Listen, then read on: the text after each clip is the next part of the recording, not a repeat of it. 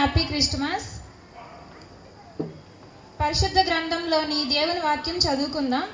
మత్తయి సువార్త 1వ అధ్యాయం 18వ వచనం నుంచి 25వ వచనం వరకు.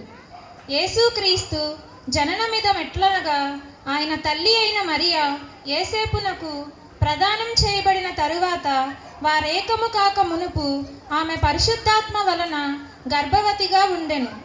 ఆమె భర్త అయిన యోసేపు నీతిమంతుడై ఉండి ఆమెను అవమానపరచనొల్లక రహస్యముగా ఆమెను విడనాడ ఉద్దేశించెను. అతడు ఈ సంగతులను గూర్చి ఆలోచించుకొనుచుండగా ఇదిగో ప్రభువు దూత స్వప్నమందు అతనికి ప్రత్యక్షమై, దావీదు కుమారుడువైన యోసేపు, నీ భార్య అయిన మరియను చేర్చుకొనుటకు భయపడకుము. ఆమె గర్భము ధరించినది పరిశుద్ధాత్మ వలన కలిగినది. ఆమె యొక్క కుమారుని కనును. తన ప్రజలను వారి పాపముల నుండి ఆయనే రక్షించును. కనుక ఆయనకు యేసు అను పేరు పెట్టుదువనెను. ఇదిగో కన్యక గర్భవతి అయి కుమారుని కనును.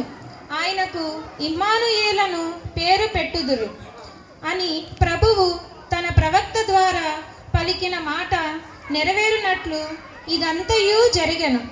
ఇమ్మానుయేలను పేరునకు భాషాంతరమున దేవుడు మనకు తోడని అర్థము. యోసేపు నిద్ర మేలుకొని ప్రభువు దూత తనకు ఆజ్ఞాపించిన ప్రకారం చేసి తన భార్యను చేర్చుకొనెను. ఆమె కుమారుని కనువరకు ఆమెను ఎరగకుండెను. అతడు ఆ కుమారునికి యేసు అని పేరు పెట్టెను. ఆమె